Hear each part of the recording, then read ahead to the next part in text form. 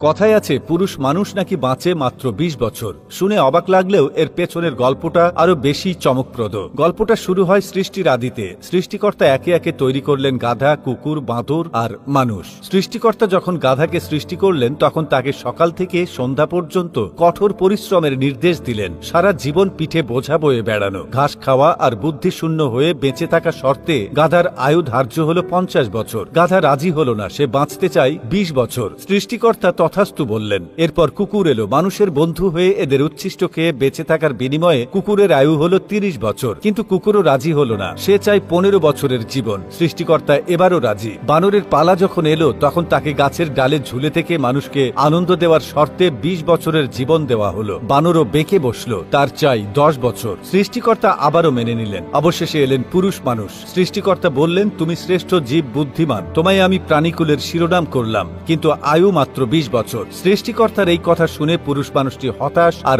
অবাক হয়ে বললেন, এ তো বড্ড কম। গাধা, কুকুর, বানরের কাছ থেকে ফিরিয়ে নেওয়া বছরগুলো আমায় দিন। সৃষ্টিকর্তা তার আর্জি মঞ্জুর করলেন, আর সেই থেকেই শুরু হলো পুরুষ মানুষের কঠিন জীবন। প্রথম ২০ বছর তারুণ্যের উদ্দামতা, তারপর ৩০ বছর সংসারের ঘানি টানা, গাধার মতো বোঝা বয়ে বেড়ানো, পরবর্তী ১৫ বছর ছেলে মেয়েদের দয়ায় কুকুরের মতো উচ্ছিষ্ট জীবন, আর শেষ ১০ বছর বানরের মতো এক বাড়ি থেকে অন্য বাড়ি, নাতি নাতনিদের মনোরঞ্জন করে বৃদ্ধাশ্রমের পথে দিন গোনা। গল্পটা শুনতে মজার লাগলেও এর গভীরে লুকিয়ে আছে পুরুষদের জীবনের কঠিন বাস্তবতা। একজন পুরুষের জীবন শুরু হয় স্বপ্ন আর সাহস দিয়ে। কৈশোরে সে ভবিষ্যতের ছবি আঁকে, যেখানে থাকে পরিবার, সম্মান আর নিজের একটি স্থান। কিন্তু নিষ্ঠুর সময় স্রোতে স্বপ্নগুলো ফিকে হয়ে যায়। বাস্তবতার কঠিন পথে চলতে গিয়ে পুরুষ হয়ে ওঠে সংসারের ঘানি টানা এক গরুর গাড়ির চালক। পুরুষ মানেই যেন দায়িত্বের পাহাড়। পরিবারে প্রবেশ করার পর থেকেই শুরু হয় তার নিরন্তর সংগ্রাম। সংসারের অভাব অনটন দূর করতে দিনরাত পরিশ্রম করে যায় সে। নিজের স্বপ্ন, ইচ্ছে, আনন্দ